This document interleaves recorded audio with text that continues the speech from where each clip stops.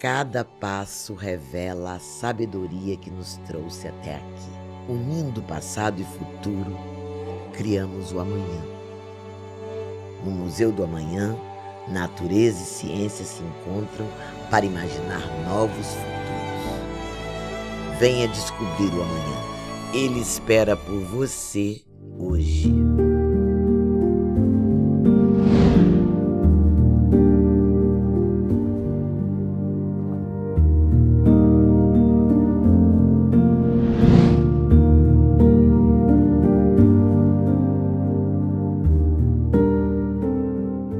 Boa tarde, pessoal. Aqui me recuperando, cheguei correndo. Bem-vindos à quarta edição, aqui do Sempre um Papo aqui no Museu da Manhã. Primeiro, fazer minha autodescrição. Meu nome é Cristiano Vasconcelos. Estou como diretor executivo aqui do museu. Sou um homem branco, de 1,68 m. Tem quem diga que é menos, mas eu duvido. Cabelos curtos, estou com a camisa branca de botão e uma calça preta.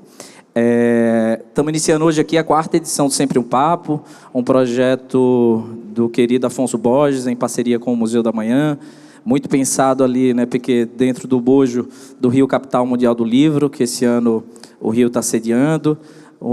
Esse projeto saiu muito aí da cabeça do Piquet, do Afonso, do secretário de Cultura do município, e tem sido uma honra receber esses debates que normalmente não aconteciam dentro... A primeira vez que o Sempre um Papo acontece dentro de um museu.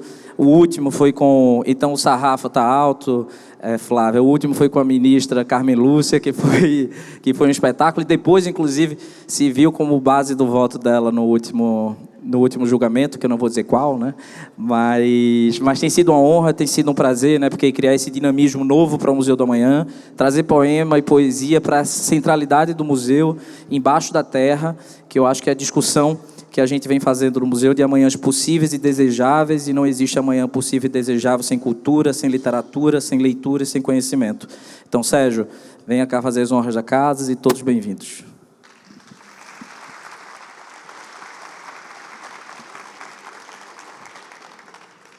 Boa tarde, eu sou Sérgio Abrantes, vou mediar esse Sempre um Papo no lugar do Afonso Borges, e quero dar minhas boas-vindas a todas as pessoas que estão aqui e, no futuro, aquelas que nos assistirão no YouTube do Sempre um Papo.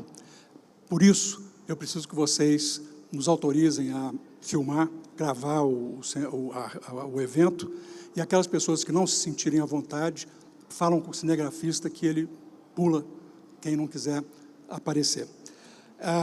Esse Sempre um Papo é um projeto de conversas, em geral, em torno de literatura, e esse, em particular, é poemas que iluminam, conversas que transformam. E nós vamos começar com um poema do Drummond, que é o poema que nos vai inspirar nessa conversa, no meio do caminho. E, para isso, eu vou, antes de chamar os nossos convidados, que eu tenho um prazer enorme estar com eles, isso vocês também, eu tenho certeza, vamos passar um vídeo de uma pessoa que ilumina todos os nossos eventos literários, Conceição Evaristo.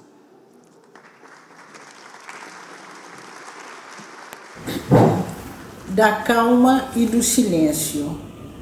Quando eu morder a palavra, por favor, não me apressem.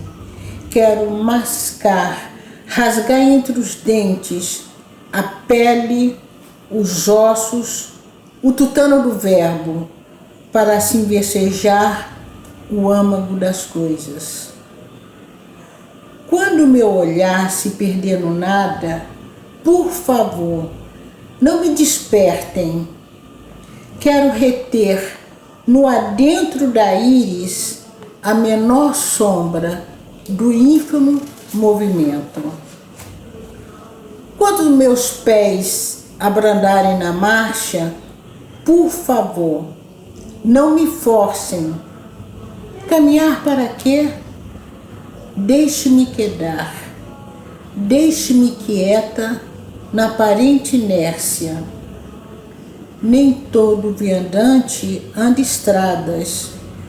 Há mundos submersos que só o silêncio da poesia penetra.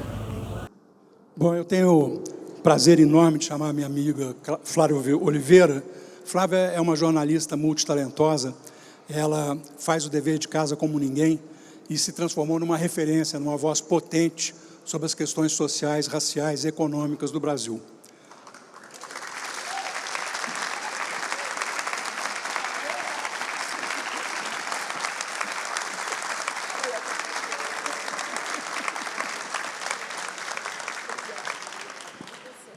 Zé Miguel Wisnik, outro multitalento. Zé Miguel é ensaísta, é escritor, é compositor, apresenta suas músicas, ele é um grande intelectual público que domina todos os instrumentos necessários e é professor da USP, crítico literário e cultural. Zé Miguel.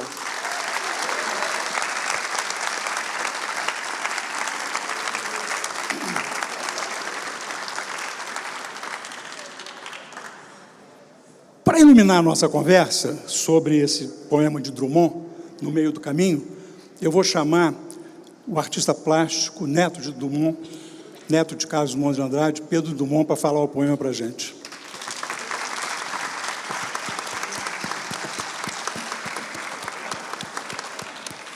Olha a pedra aí. Boa tarde a todos, muito obrigado pela presença. Flávia, Zé Miguel, Sérgio e ao onipresente Afonso Borges, muito obrigado pelo convite e por lembrar sempre do Carlos. Então, o saudoso e grande Paulo Autran costumava dizer que tem 3 maneiras de dizer uma poesia. Uma forma fria, que seria mais ou menos: no meio do caminho tinha uma pedra no meio do caminho, tinha uma pedra no meio do caminho, tinha uma pedra.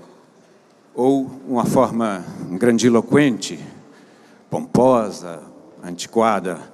No meio do caminho tinha uma pedra no meio do caminho, tinha uma pedra. Ou talvez uma forma mais natural. No meio do caminho tinha uma pedra no meio do caminho. Ai, como dói. Mas eu vou tentar dizer de uma forma mais simples e drummondiana. No meio do caminho tinha uma pedra no meio do caminho, tinha uma pedra, no meio do caminho tinha uma pedra. Nunca me esquecerei desse acontecimento na vida de minhas retinas tão fatigadas. Nunca me esquecerei que no meio do caminho tinha uma pedra no meio do caminho tinha uma pedra.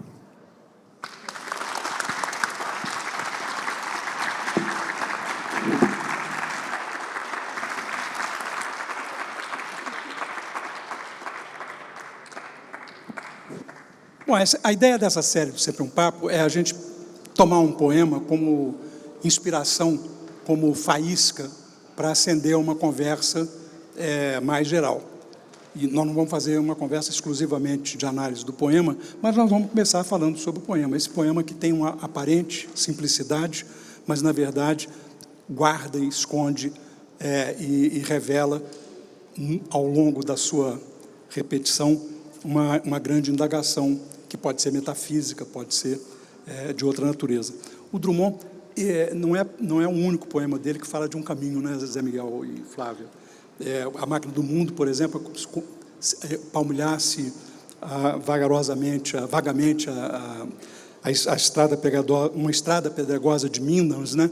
E ele tem uma revelação, ele tem uma epifania, abre-se para ele a máquina do mundo. E, no nosso caso, essa pedra que ela não se abre nem se afasta, não é? Mas dá a ele a possibilidade de fazer esse poema sobre as pedras no meio do caminho, a pedra no meio do caminho.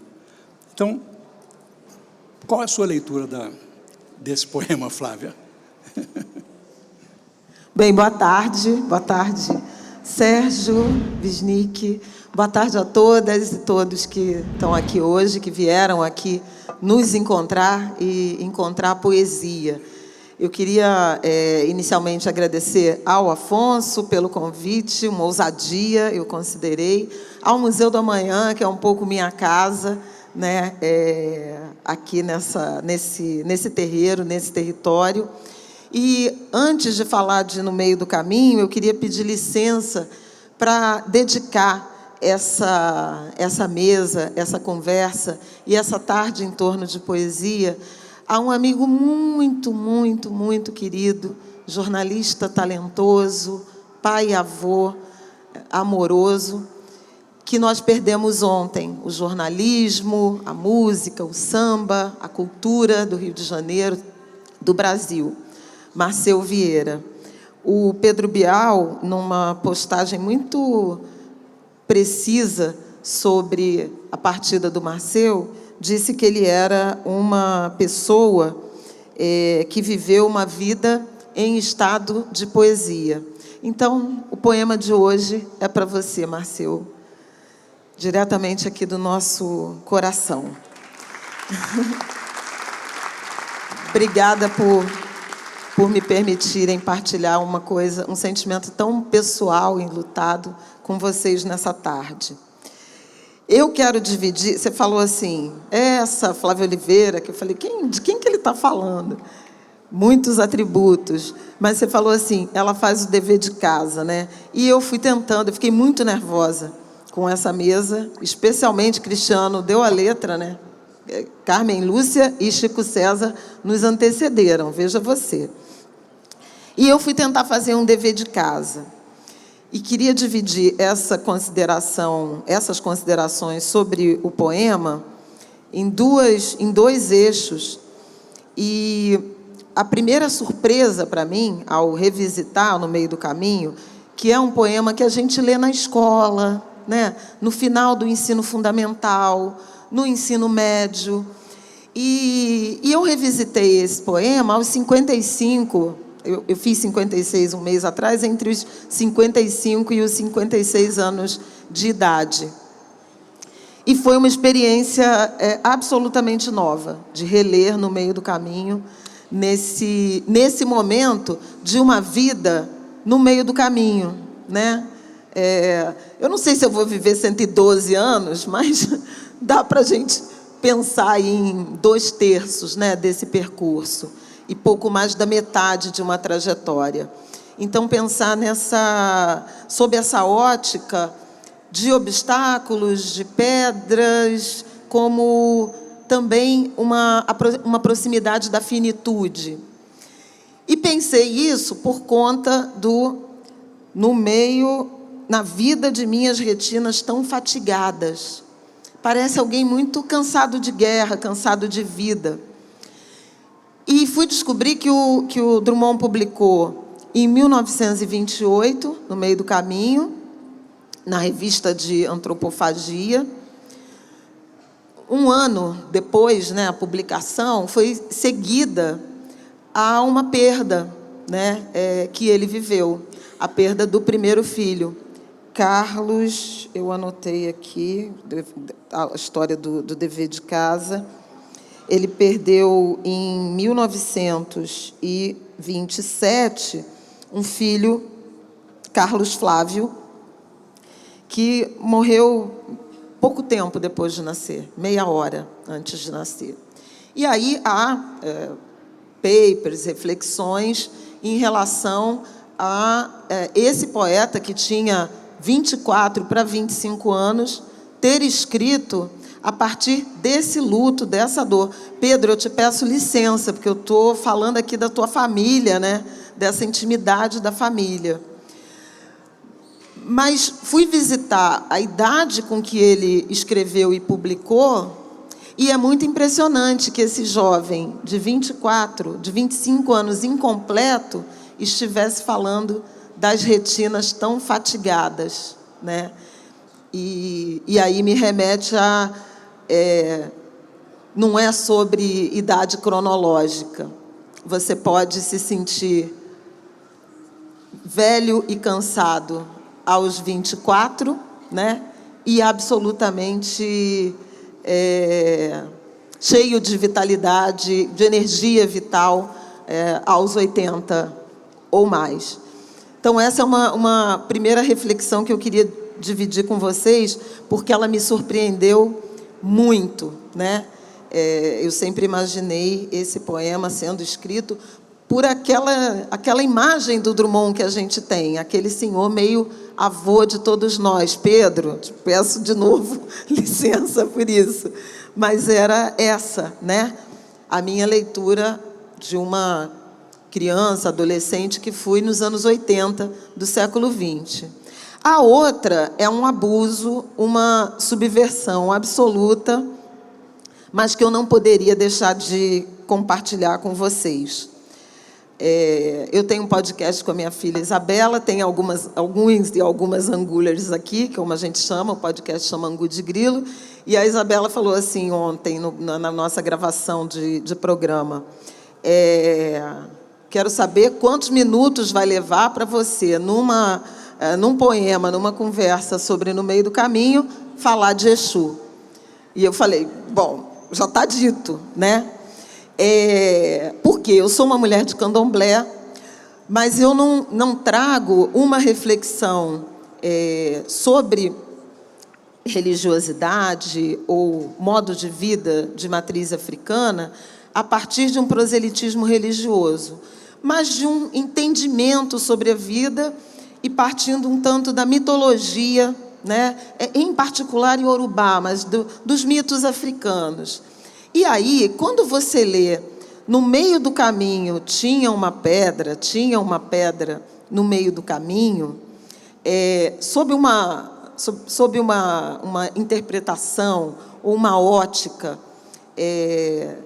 dos mitos de África, Iorubá em particular, é impossível não pensar nesse meio do caminho, nesse caminho e nessa pedra, como representações não necessariamente de obstáculos, mas de sinais, de apoio, de acolhimento.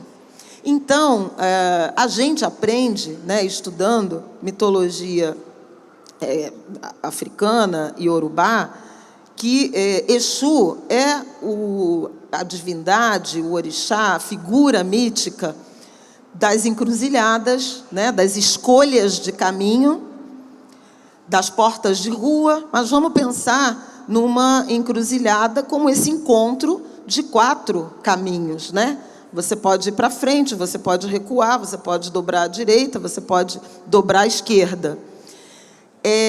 O caminho, propriamente, e foi tão interessante, Sérgio, você mencionar a máquina do mundo e a estrada, e o ferro e as minas, porque o senhor dos caminhos, na direção de abrir passagem, proteger a trajetória, é Ogum, que também rege o ferro, os metais, a forja. E aí a gente vai lá para Minas Gerais, né?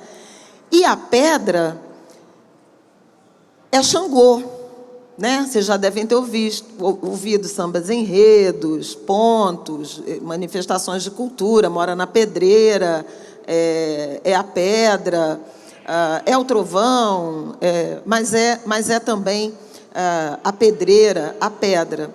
E aí eu pensei numa leitura desse poema a partir de uma mitologia africana, afro-brasileira, pensando na escolha de um caminho, na trilha de um caminho e num encontro com essa pedra, que pode ser Xangô, porque está representado como essa manifestação da natureza, como esse recurso, mas pode ser qualquer outra pedra. Aí eu vou dar uma pitada de religiosidade. Nós transportamos, fortalecemos, sacralizamos pedras como a materialidade da conexão com a divindade, com o orixá. Então, se você vai, enfim, fazer algum tipo de obrigação, de iniciação, para Exu é uma pedra, para Xangô é uma outra pedra, para as divindades de água, Iemanjá, Oxum, são outras pedras, com outras características, com outros tons. Mas pedras são receptáculos de energia, conexão com o divino, com o invisível. Então, eu acho que há uma leitura possível em entender, sob uma outra ótica de olhar, de compreensão, de conhecimento, a pedra no caminho como sendo um caminho escolhido na direção de missão de vida, cumprimento de objetivos, e a pedra como confirmação, sinal de confirmação, símbolo de fortalecimento e não necessariamente de obstáculo. Então, da pedra você pode desviar, mas você pode também construir a sua fortaleza, construir um muro, cavar e fazer um túnel. Eu sou uma mulher de Iemanjá que pensa loucamente esse tipo de coisa. Vamos nos desdobrando.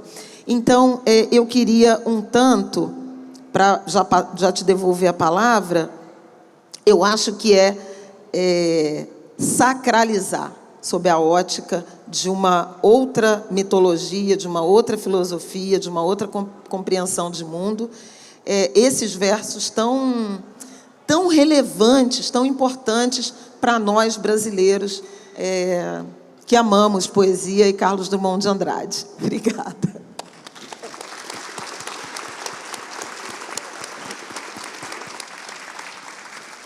Mas o maior mistério da literatura é exatamente que a obra vai se realizando a cada leitura. Cada leitor, na verdade, encontra uma interpretação própria daquilo que o autor escreveu, né? E o poema, então, ele se presta muito a isso, né? Então, é uma leitura perfeitamente plausível, né, Zé Miguel? E a sua? Boa tarde a todas e todos. Muito agradecido por esse convite que vem do Afonso Borges, aqui representado pelo Sérgio. Quero dizer que eu fico muito feliz com essa companhia, essa conversação com Flávia, que eu estava dizendo a ela que eu vejo ela todos os dias, ela está lá em casa, né? E é próprio da televisão que nos dá essa familiaridade, este sentimento de que você convive com a pessoa de fato. E eu admiro muito a Flávia.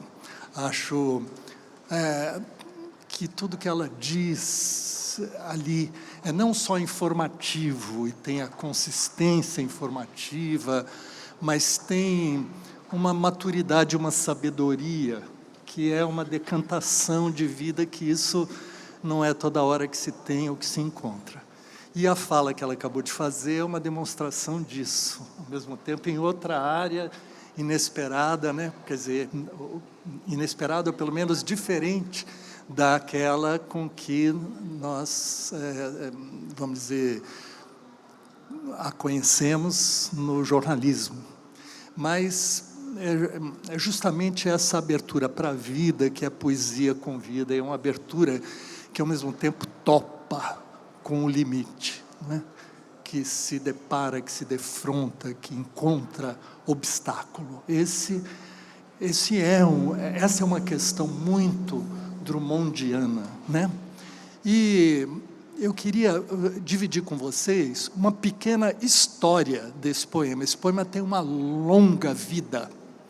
Inclusive, o próprio Drummond, a certa altura, publicou um livro chamado Biografia de um Poema, Uma Pedra no Caminho, onde, em 1966, ele reunia tudo o que ele colecionou sobre coisas que foram ditas sobre esse poema.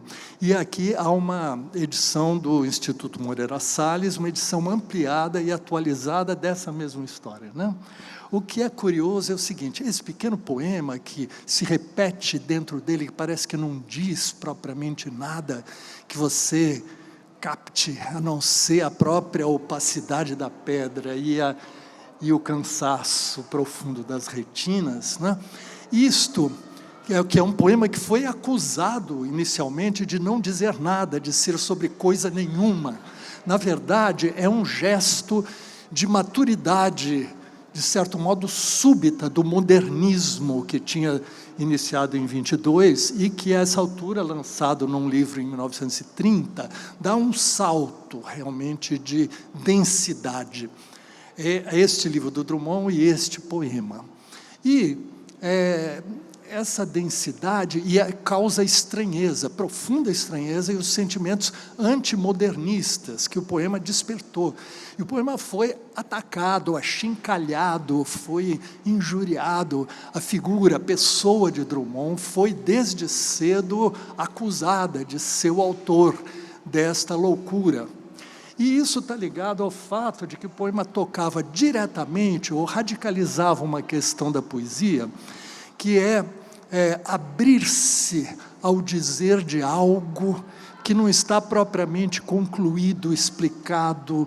Esse poema vai fundo nesta, vamos dizer, propriedade, nessa capacidade, nessa força da linguagem poética, que é de não se fechar, mas se abrir para as leituras. Então, a pedra, nós diríamos que é fechada nela mesma, mas o poema que põe a pedra nesse lugar, né, e que vai a ela desse jeito, né, se batendo com ela, é um poema que, ao mesmo tempo, abre a pedra às muitas leituras, e foi isso que o poema provocou. Provocou, inclusive, ao longo dos anos 20, quer dizer, anos 20 que já estava no fim ali, mas dos anos 30, e isto recrudesceu nos anos 40, quando o Drummond veio para o Rio, ocupava uma posição de funcionário público no governo Capanema, e essa posição política fez com que, além dos antimodernistas, os inimigos políticos acusassem o Capanema, ou acusassem aquela instituição, atacando o poeta, vamos dizer, autor daquele poema maluco. Mas isto, ao mesmo tempo que o poema ia se consagrando, ou sendo fundamental para a própria consagração da figura de Carlos Drummond de Andrade como poeta maior.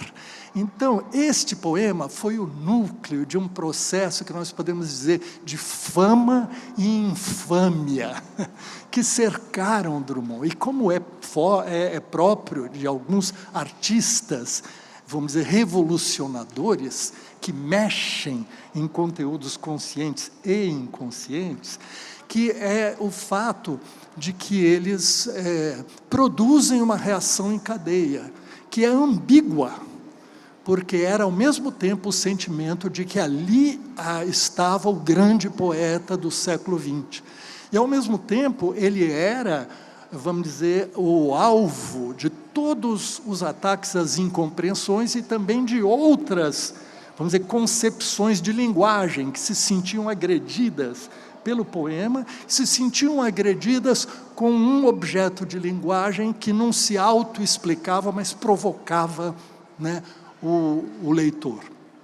E nesse sentido, num depoimento que o Drummond fez a certa altura, ele declarou às vezes que o que marcou a vida dele, que ele se dizia um funcionário público, que não teve grandes acontecimentos biográficos, a vida dele não é uma grande aventura, ele dizia um poema assim, que não tinha grandes pretensões, mas ele é o autor deste poema, isso define uma vida, né?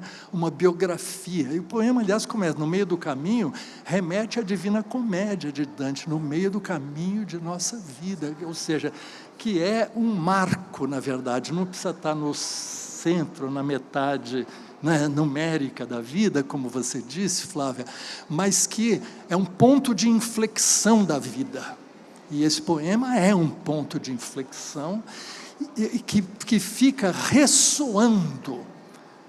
E depois, nos anos 50, 60 e tal, o que fez o Drummond, com uma minúcia de funcionário e uma minúcia quase sadomasoquista, ele colecionou tudo isso e lançou nesse livro, que tinha na capa a esfinge de Gizé, sabe, a esfinge egípcia, como se a esfinge do poema se apresentasse no seu resultado, que é produzir todas aquelas visões. Todo tipo de querela se deu em torno do poema. E, principalmente, o poema entrou para a linguagem comum. ele passou a fazer parte do vocabulário geral. E você falar, não, no meio do caminho tinha uma pedra, tem uma pedra, e isto para qualquer e as mais diferentes situações. Isso nas situações literárias, gramaticais, porque se dizia, o poema era acusado também de não usar a forma supostamente correta da norma culta, que era no meio do caminho havia uma pedra. Em vez disso, no meio do caminho tinha uma pedra. Só que a poesia não é feita vamos dizer, dessas normas. Ela é a força da linguagem, o nosso corpo a corpo com a linguagem, né? E, de fato, se a gente fala no meio do caminho havia uma pedra, é evidente que se cria uma situação. Eu aqui, a pedra lá. Havia, lá estava a pedra. Agora, no meio do caminho tinha uma pedra, é eu e a pedra, né? Inseparáveis, numa relação intensa. Então, discussões literárias, discussões linguísticas, mas discussões de todo tipo, inclusive políticas. E nesse registro, você vê que, a certa altura, os mais diferentes figuras da política brasileira, nas mais diferentes situações, usaram o poema, que entrou, portanto, para a linguagem comum. Desde Luiz Carlos Prestes, por um lado, aos seguidores do ditador Costa e Silva, citavam, de algum modo, porque aquilo tinha entrado num vocabulário coletivo, digamos assim. Sempre assumindo diferentes sentidos. E o curioso, o irônico, é que o poema que parecia não dizer nada, de repente ele se estilhaça como uma bomba semântica e diz tudo, né? Tudo que se diz rebate no poema. Então, esse nada tudo, né, daquilo que fecha e abre, é exatamente, né, a questão que a Flávia, acho que, abriu maravilhosamente para um outro repertório simbólico, uma outra tradição simbólica, mas que diz algo como isto exatamente, não é? E, então, quero dizer a vocês também que duas coisinhas a mais. Uma é que o próprio Drummond, ao avaliar este poema, ele dizia que ele serviu para dividir as pessoas no Brasil em duas categorias mentais. O que é curioso, né? Quer dizer, é uma espécie de uma polarização em torno de um poema. Ele foi o foco de uma polarização que se fazia ali. Não era propriamente uma polarização político-ideológica, embora tenha tudo a ver com isso também, não é? Mas podemos dizer que são as duas categorias mentais, são a questão de ou achar que as coisas só podem ser explicadas, direcionadas e vamos dizer, fechadas dentro de um repertório reconhecível, ou você só admite que as coisas sejam imediatamente explicáveis segundo uma chave que você aplica a elas, ou você aceita que existe uma dimensão enigmática da existência, e as palavras, elas são, em estado poético, né, a manifestação e a presença dessa dimensão enigmática da vida e da morte, não é? Que está ali, não é? Da abertura e do fechamento, do caminho que se interrompe, mas do caminho que se coloca como destino, não é? Então, nesse sentido, isso atualiza o poema também, porque nós vivemos um tempo em que ou só se aceita o fechamento mental, de maneira que todas as coisas sejam reduzidas a uma forma mental dada, ou você aceita que a mente está aberta, né? Como e a mente, a sensibilidade, para as dimensões inexplicáveis da existência, que te perguntam, trouxeste a chave? Né? Que é o caso do poema do Drummond chamado Procura da Poesia. Né? No Procura da Poesia tem algo que que interessa muito a esse poema No Meio do Caminho, porque ele diz lá, ele diz assim, a poesia, você pode falar da sua vida, dos seus sentimentos, da sua cidade, das grandes questões, das grandes causas, todos os temas que ele tratou, mas ele diz, a poesia ainda não é isto, não é esses temas, não é essas histórias, não é. A poesia, para se chegar à poesia, diz ele, penetra surdamente no reino das palavras. Não é? Penetra surdamente no reino das palavras. Diz, lá estão elas, em estado de dicionário. Né? E te perguntam, sem interesse pela resposta, trouxeste a chave? Então, nós podemos dizer que o poema No Meio do Caminho é esse. Ele penetra surdamente no reino das palavras. Por isso que não basta o poema dizer, no meio do caminho tinha uma pedra. Nunca me esquecerei desse acontecimento na vida das minhas retinas tão fatigadas. Nunca me esquecerei que no meio do caminho tinha uma pedra. Muito bem, isso é uma coisa. Agora, a outra é, no meio do caminho tinha uma pedra, tinha uma pedra no meio do caminho, tinha uma pedra no meio do caminho, tinha uma pedra. Esse ir e vir, né? Isto estabelece com essa pedra uma relação de outra natureza, né? Porque o ritmo diz, na verdade, que não se trata de uma coisa estática, havia uma pedra, mas que há um embate, não é? E esse embate com essa opacidade é ali a grande questão, não é? E também esse verso fundamental, nunca me esquecerei desse acontecimento na vida das minhas retinas tão fatigadas. As retinas tão fatigadas, quem de nós não tem as retinas fatigadas? Quem de nós já não viu demais, já não viu o insuportável? Quem de nós não experimenta o trauma da existência do mundo moderno que se abria ali, né, que se expôs a tragédia humana e todos os embates, né, com uma crueza, né, que faz com que as crianças nasçam vendo a tragédia humana, aonde elas estão vivendo, onde quer que isso esteja se dando. Essa dimensão toda, nós podemos dizer que uma intuição, uma antena poética capta, né? Em Minas Gerais, em 1924, não é? Capta o fato de que nós, é uma experiência individual, uma experiência coletiva, que diz respeito a todos nós. Isso é próprio da poesia, né, também, que é alguma coisa que remete à vida de cada um, à experiência de cada um, e, ao mesmo tempo, remete a uma experiência coletiva, que eu acho que é uma espécie de elaboração do trauma, né?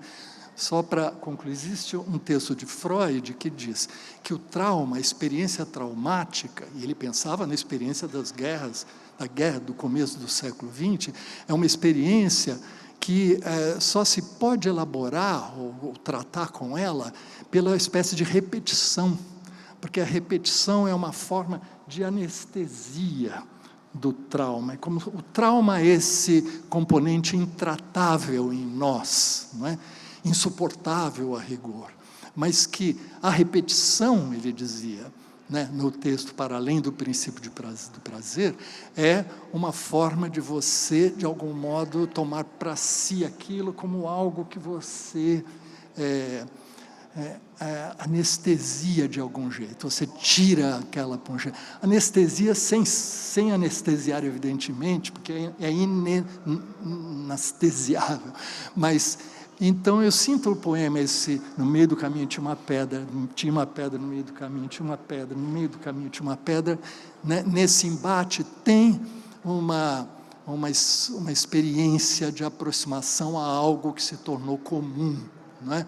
A humanidade do século XX para cá, então, na qual o poema toca também. E, então, por isso, acho que a Flávia trouxe uma chave, né? Trouxeste uma chave linda, né? em que se vê Exu, Ogum, Xangô, né? por Iemanjá.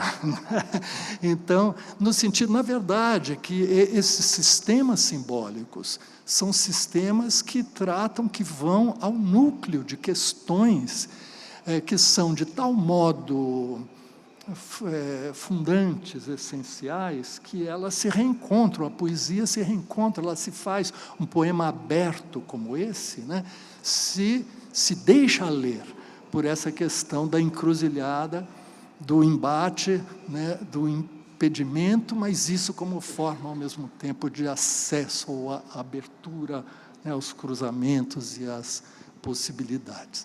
Então,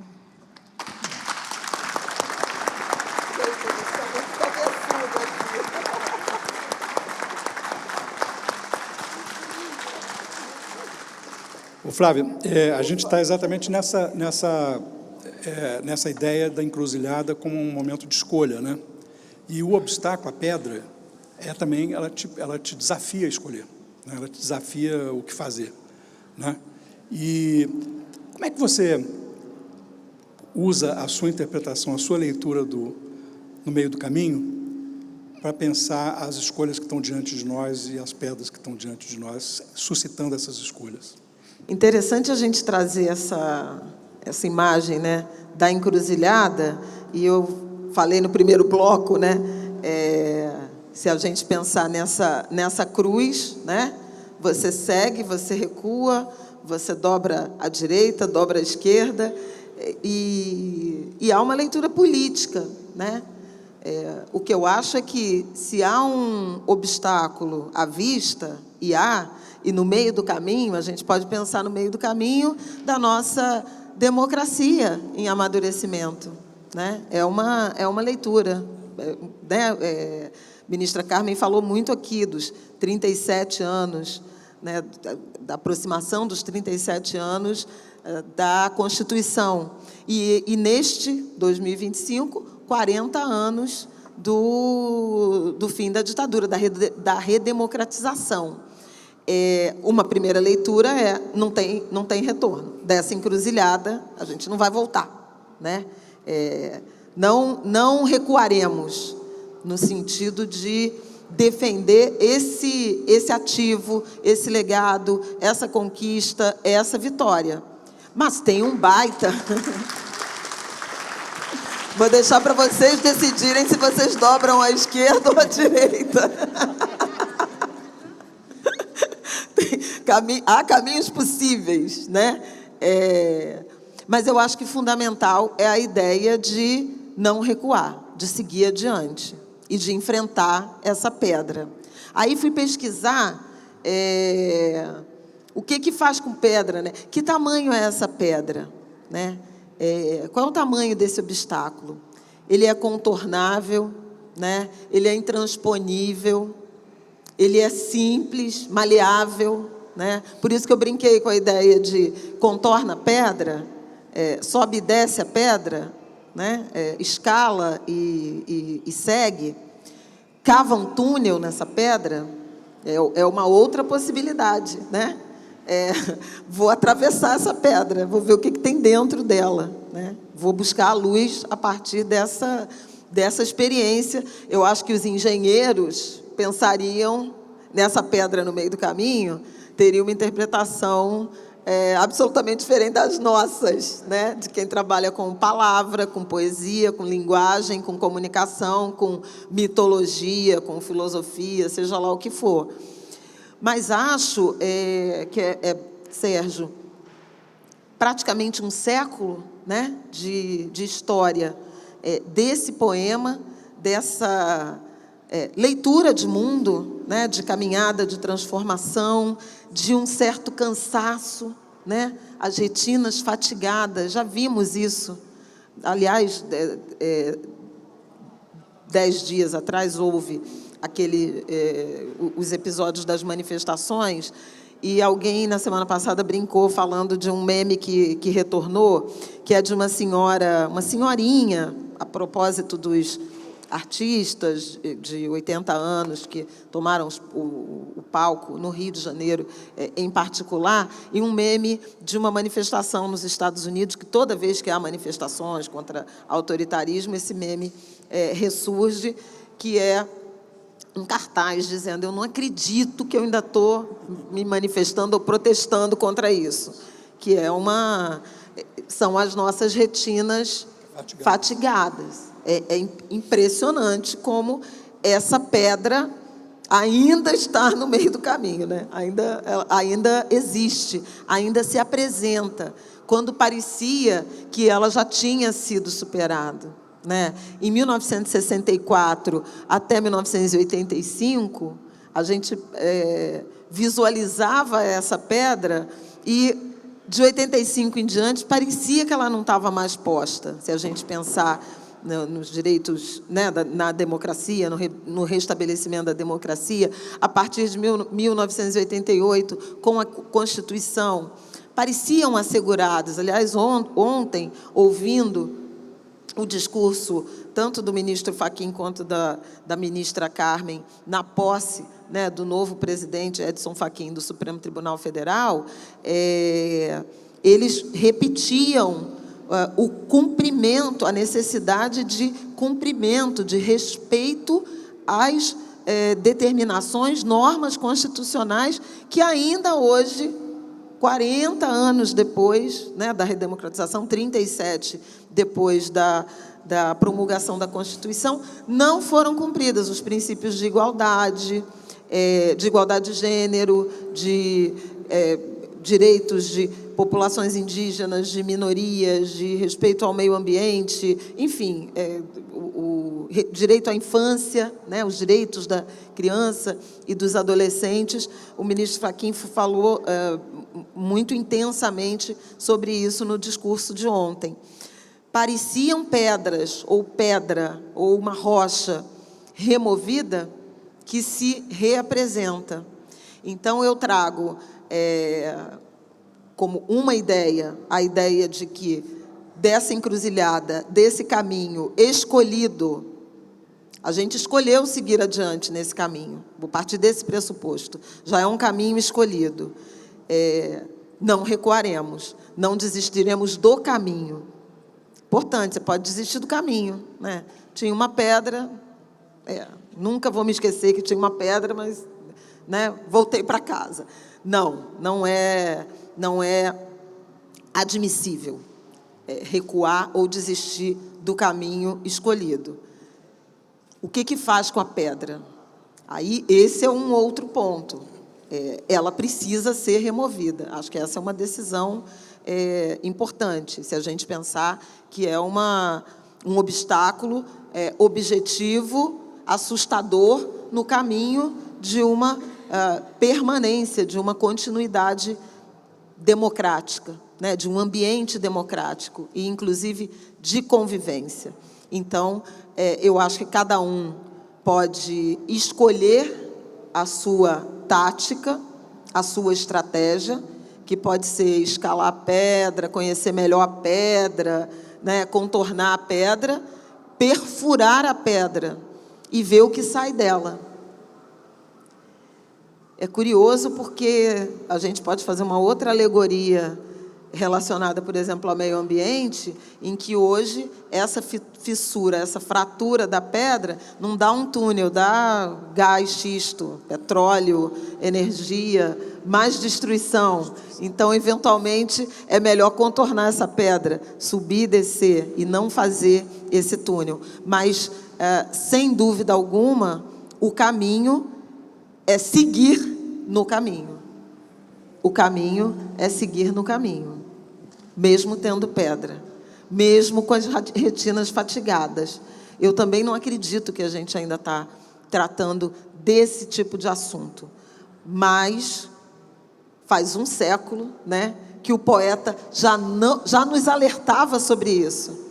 Vai ter pedra, escolha o caminho, vai ter pedra, não se esqueça que vai ter pedra, mas persista no caminho e enfrente a pedra, contorne a pedra, suba e desça a pedra, pise na pedra, jogue a pedra para o lado, mas siga no caminho. Eu acho que é isso.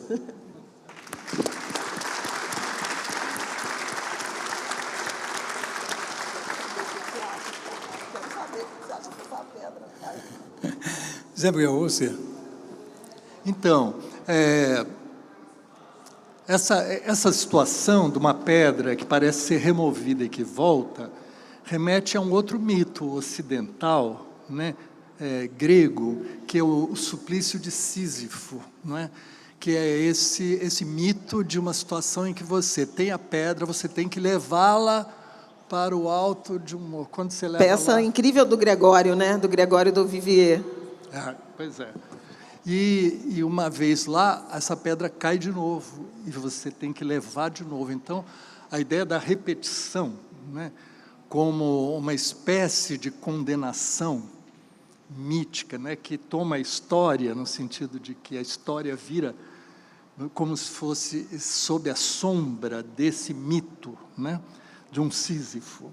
Então, a alegoria que você propôs, né, ela nos mostra essa sombra de Sísifo sobre nós, que a gente tem que enfrentar. E aí eu lembraria também um outro mito ocidental, que é bem drummondiano, é Saturno. Saturno, que está ligada à simbologia planetária e que diz respeito a... Entre os planetas visíveis, ele é o mais distante e o mais lento. Né? E como, durante milênios, o céu foi como se fosse um livro, né, que se lia, então os movimentos estelares eram vistos como uma grande frase, né, cósmica, e ali Saturno fazia esse papel do limite, do obstáculo, porque ele é aquilo que é lento, que tem que ser atravessado a depender do tempo, dependendo de consistência, de ganhar consistência, de tornar-se mestre de si, né, aceitando o limite que se coloca, né? Então, Drummond é um poeta muito saturnino, né? Nesse sentido, sempre, quando esse poema do Meio do Caminho é a quintessência disso, né? E o Sérgio relacionou muito bem com A Máquina do Mundo, que é um grande poema, vamos dizer, filosofante, né? Sobre, na estrada pedregosa de Minas, de repente, num crepúsculo, quando vai desaparecendo a luz, naquela entreluz, se abre a máquina do mundo e se revela, e o convida para atravessar. Seria o contrário deste, porque a máquina diz, pode vir, que tem, né? E oferece para ele mundos e fundos, vem que tem. E ele, desconfiado, porque nele, né, esse negócio que está se oferecendo facilmente demais, é enganador. Tem um engano naquilo que parece ser a promessa, no fundo, imaginária. Quer dizer, tome para si essa possibilidade em que tudo parece se resolver. E ele, então, recusa a oferta da máquina e, fiel, na verdade, a essa visão, mas não no sentido daquela voz em que ela oferece mundos e fundos, mas como aquela voz da terra, do mundo que se abre para o não saber, de uma noite na qual se entra, né?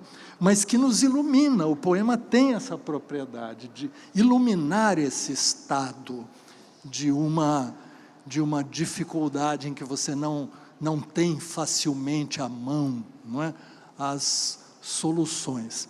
Então, acho que todos esses componentes se constelam no poema junto e conversam, né, com os simbolismos que você trouxe, que são entidades, né, vivas, e tem uma dialética entre elas que está posta no poema. Queria dizer, então, que também o poema é muito relacionado à condição do itabirano. Por quê? Aquele que nasceu na cidade onde o solo é de ferro, 90% de ferro nas calçadas, 80% de ferro nas almas, como diz a Confidência do Itabirano, né? E onde ele diz que oferece as prendas de Itabira para o Brasil. Uma delas é essa pedra de ferro, essa pedra, minério de ferro, futuro aço do Brasil. Ele diz, quando ele escreveu isso no livro Sentimento do Mundo. Eu pude, graças ao Pedro, ver e pegar essa pedra de ferro que o Drummond tinha consigo, né? Mas que era a representação disso. Naquela altura, quando ele escreveu o poema, era uma expectativa histórica, que é interessante também, sobre a história de Itabira no contexto da mineração e da questão da mineração na modernização brasileira, envolvendo a indústria que precisava de uma plataforma mineral extrativa e siderúrgica. E o Drummond defendia aqueles, junto com aqueles, quero dizer que desde 1910, as terras de Itabira, as terras ferríferas, foram compradas por uma companhia anglo-saxã, quer dizer, inglesa e americana, que se chamava Itabira Iron Ore Company, e que não é isso, veio ele cresceu, ele tinha 7 para 8 anos, ele viu isso, aquilo tudo ser comprado, e aquilo ficou num compasso de espera durante 2 décadas, até 42, quando durante a Segunda Guerra Mundial o governo, no Getúlio Vargas, negociou com americanos e ingleses, ficou em dúvida entre aderir aos alemães ou aos aliados, e acabaram negociando com os ingleses e americanos o fornecimento,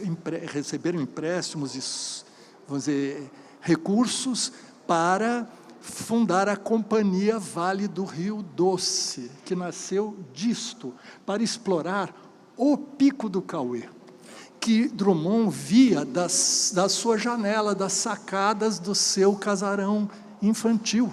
Então, um acaso assombroso colocou o maior poeta do século XX diante do crime, de frente para o crime, digamos, que se daria no processo pelo qual, só então, a partir de 42, começou a exploração, e ele percebe... E Ita é pedra, né? Ita é pedra que brilha, né? É Itabira. Mas esse justamente o Cauê é esse lugar. E aí essa exploração começa, em poucos anos, aquilo está sendo escavado. E depois, ele presenciou aquilo virar uma cratera, desaparecer essa montanha e ela se transformar. Então, ele viu esse processo se dar, e é uma destruição da memória afetiva, da paisagem e da vida coletiva, não é? Que é simplesmente invadida por uma companhia que está no coração da cidade, pelo menos, quer dizer, no coração da cidade, muito de perto, e que causa uma destruição e chove minério de ferro em Itabira, não é? Os trens saem diariamente, o que ele chamou de trem monstro, né?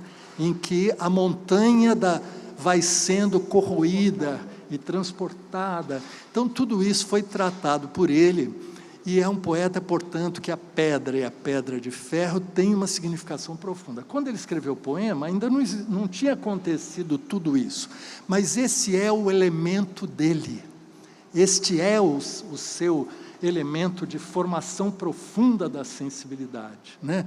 A pedra, né, 80% de ferro nas almas significa saber que você está com um limite, não é?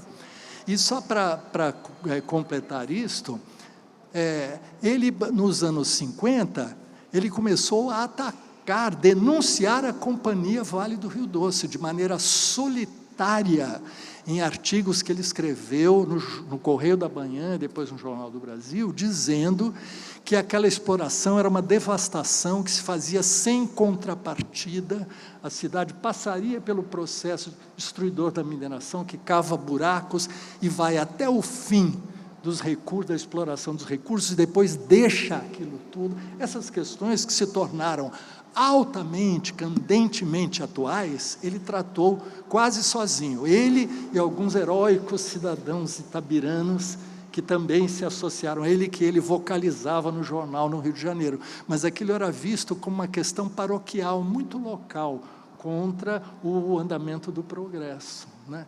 E aí, para concluir, em 1970, a Companhia Vale do Rio Doce publicou no Globo um anúncio que tinha como manchete o seguinte: há uma pedra no caminho do desenvolvimento brasileiro.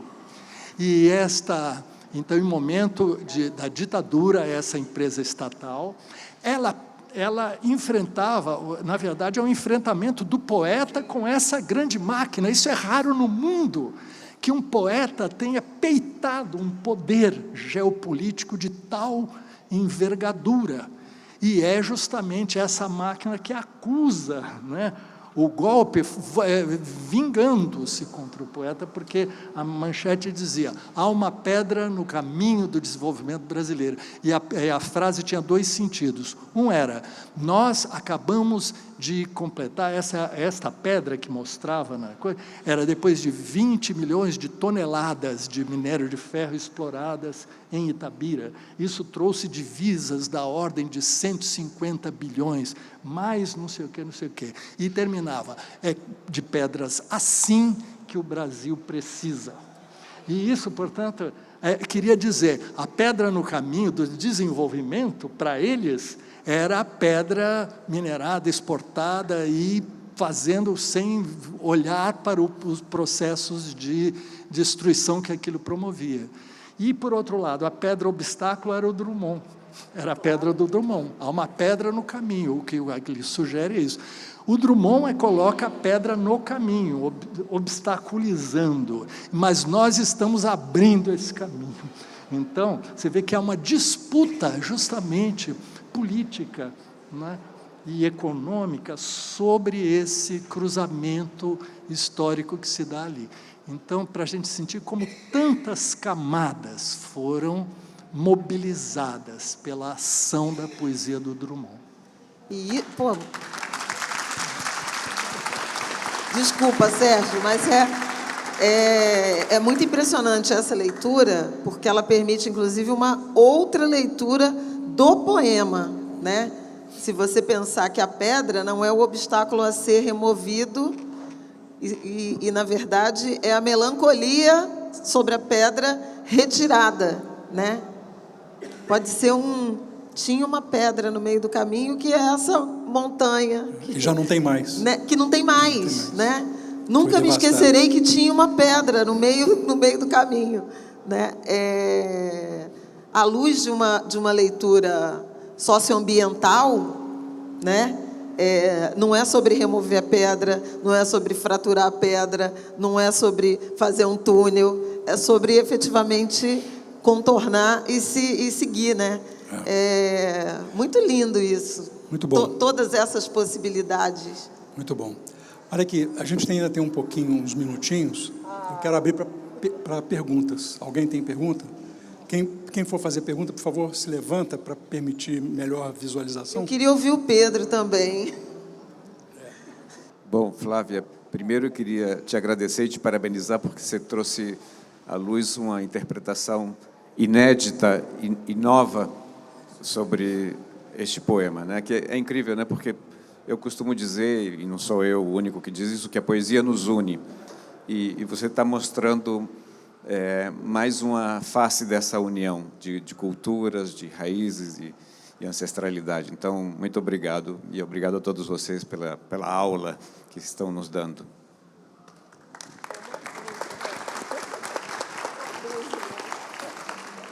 Boa noite, meu nome é Luiz Ismael, e eu queria primeiro agradecer a beleza do que a gente teve aqui hoje, e continuar nessa provocação, no sentido de trazer dois aspectos do poema, um citado pelo Wisnik, que é a opacidade da pedra, e o outro, o caminho que se repete, né? No meio do caminho tinha uma pedra no meio do caminho. E trazer isso para o nosso momento atual.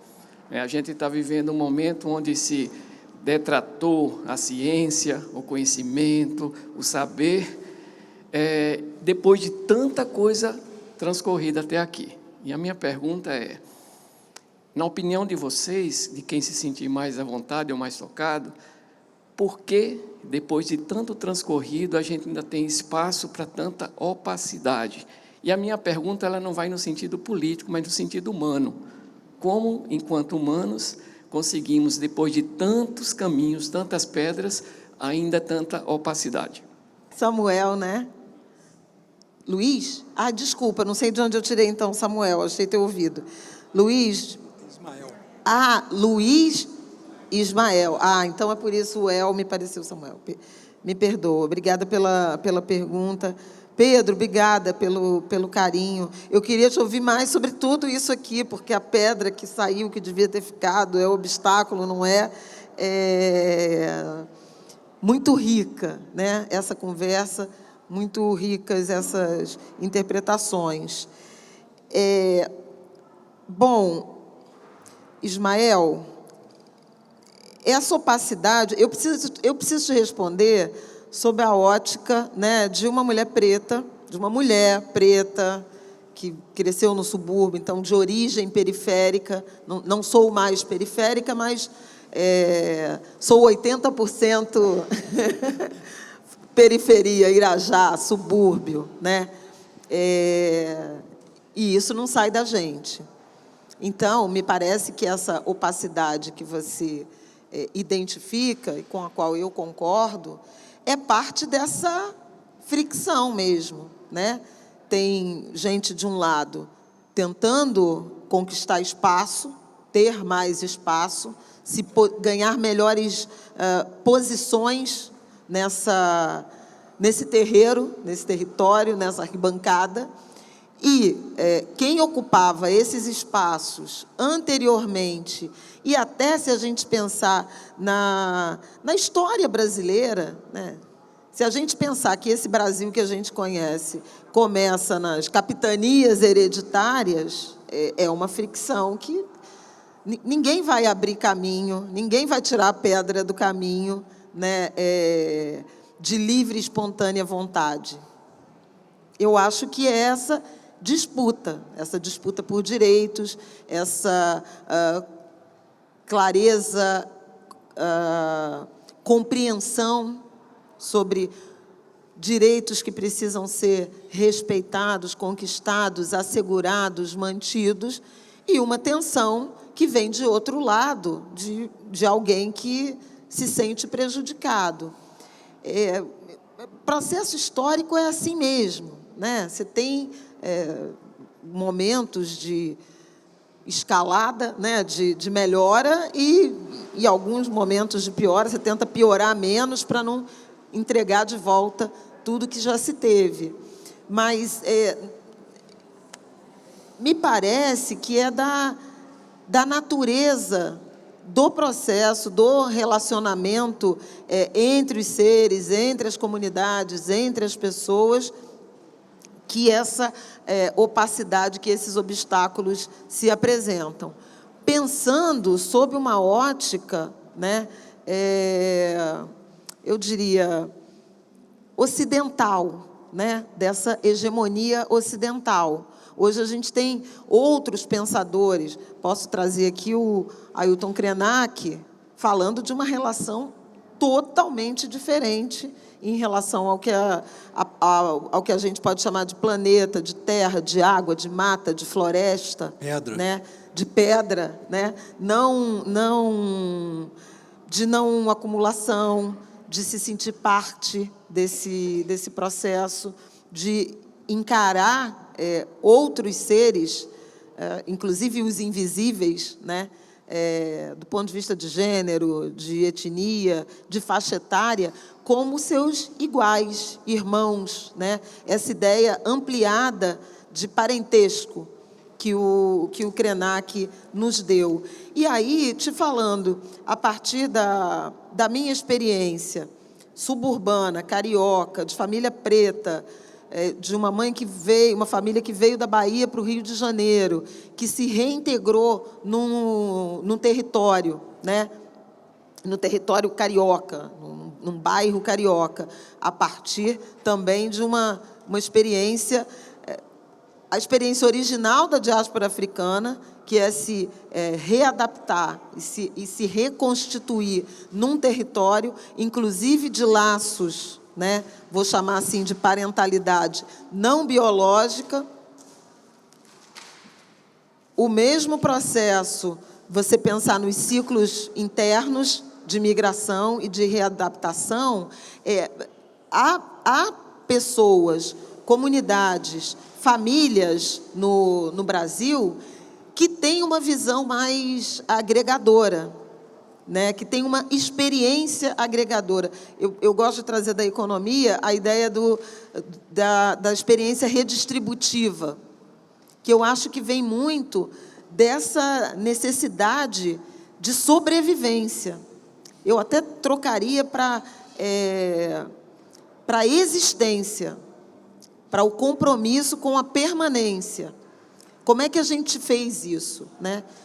Buscando arranjos parentescos. Não é muito por acaso que a gente chama as pessoas de tia, primo, irmão de criação. Esses laços, eles estão muito relacionados a um enfrentamento a isso que você está chamando de opacidade dessas pedras. Agora, está em disputa permanente, né?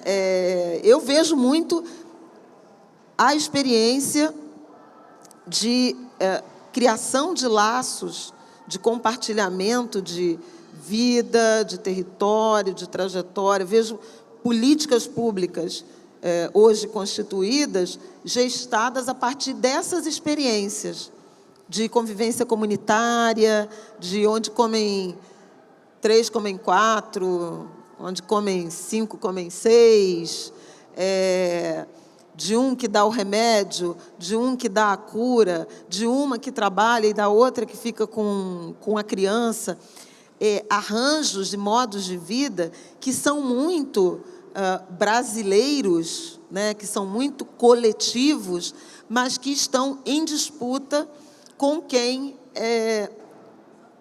foi forjado na apropriação e na acumulação. Eu acho que essa é a grande luta. Tá muito comunista essa conversa? Não é sobre isso, tá? Eu não estou tratando aqui assim, exatamente de sistema político, de doutrina política. Peço licença aqui ao Sérgio. Eu estou falando de modos de vida e do quanto eles se chocam com um sistema, um modelo de constituição de uma nação que é ancorado em outra coisa, em pegar o ferro e transformar em dinheiro. Quem disse que isso é o desenvolvimento, né? Mas quem se interpõe vira a pedra no caminho, para a gente voltar para a poesia. Mas a opacidade do caminho ou da pedra, isso é da natureza humana, né? Isso é da natureza humana. A questão é quando que a gente vai conseguir respeitar os modos de vida, respeitar quem eventualmente prefere acumular e quem não compartilha dessa crença, dessa filosofia, desse modo de existir, mas que tem o direito a existir com dignidade. Essa é a grande chave. Porque a dignidade, o que a gente chama de dignidade, é sonegado a outros.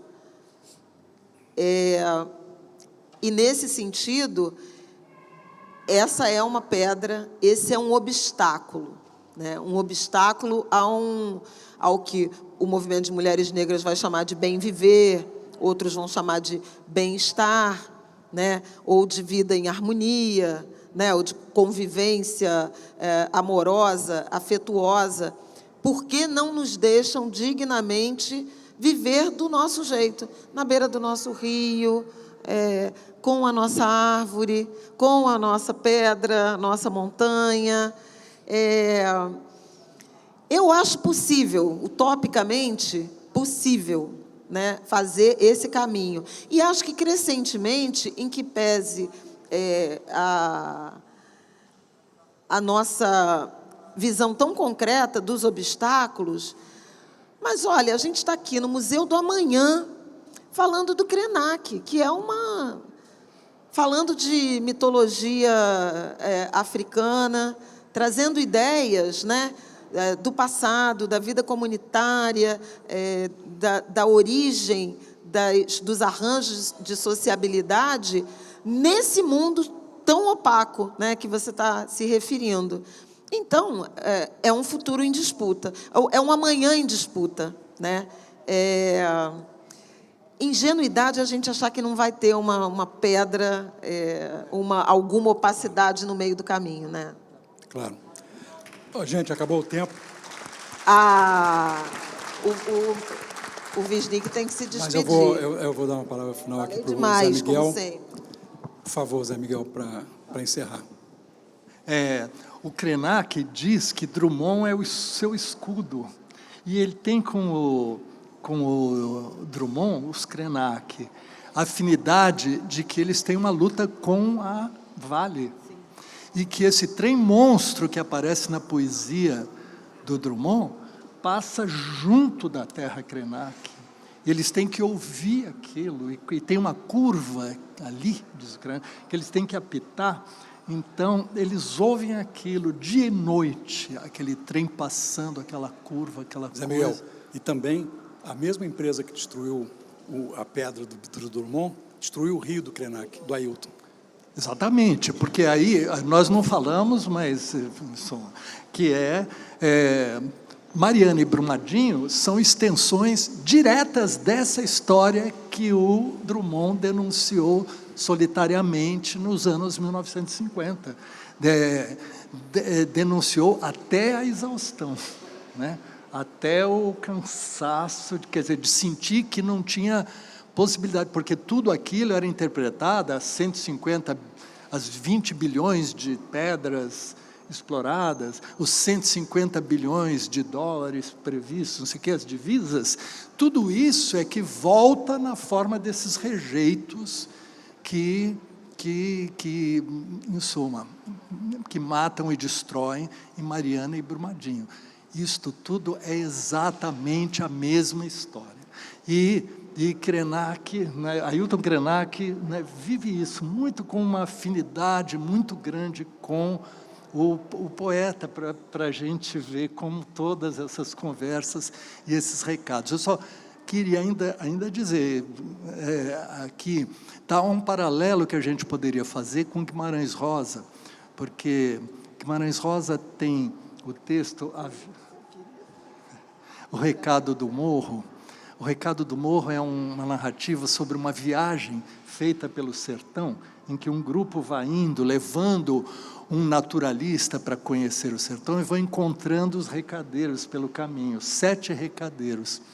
E o primeiro deles é um que vive numa caverna, numa gruta de 7, ou uma gruta de várias grutas dentro, que tem um sumidouro, que se você tirar uma pedra, você não ouve onde ela cai.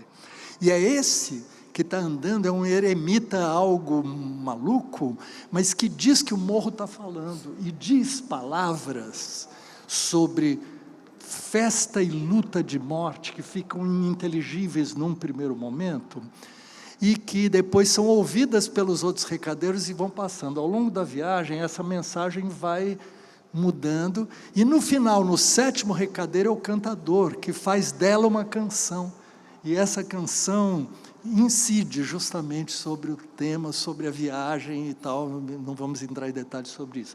Só quero dizer que, então, o primeiro recadeiro é o saturnino, é esse que está na ligação profunda com a pedra, é esse que tem intimidade com a opacidade.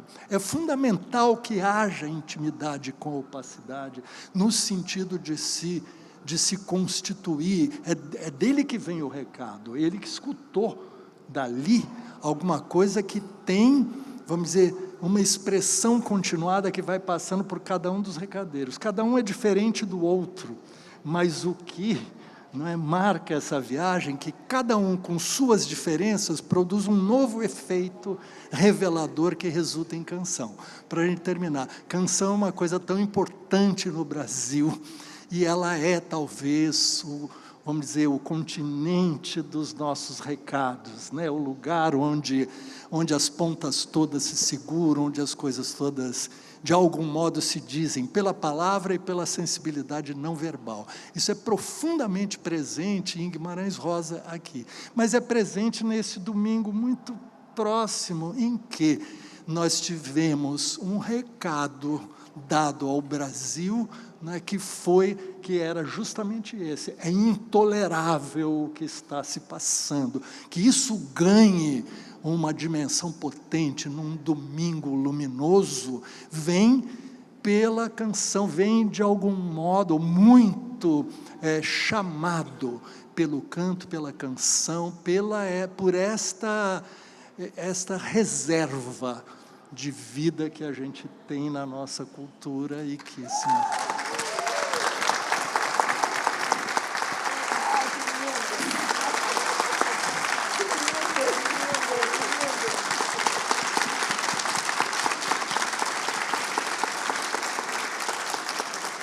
Gente, eu tenho duas coisas importantes para... Foi. Ontem. 72 anos. Se não existisse a possibilidade da poesia, a gente já tinha naufragado. Ele tinha toda a razão. Todo mundo ouviu? Ontem foi aniversário do Krenak, fez 72 anos. E ele disse que se não existisse a possibilidade da poesia, nós já teríamos naufragado. Obrigada. Olha, eu tenho duas coisas importantes para falar para vocês. A primeira delas é que agora, depois da conversa, o Zé Miguel vai autografar o livraço dele, que eu recomendo, Viagem do Recado, que é um livro sobre música e literatura sensacional. E eu tenho aqui 5 exemplares do livro do Drummond, que a editora cedeu para eu distribuir para o público. Como eu não vou fazer uma loteria, eu vou fazer o seguinte: 2, eu vou dar um para o Luiz Ismael, que fez pergunta, e outro para você, que lembrou essa maravilhosa frase do... E os outros 3, eu não sei exatamente o que fazer. De modo que...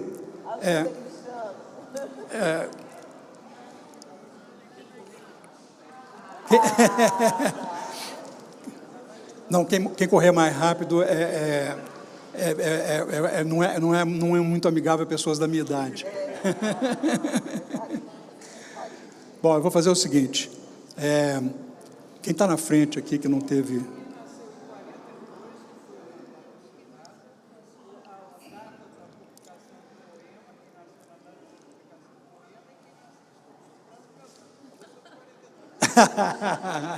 Tá bem, ganhou. Agora, eu tenho a impressão que aqui não tem ninguém que tenha nascido quando o poema foi escrito, publicado. Mas quem vier aqui pegar, eu dou os 2.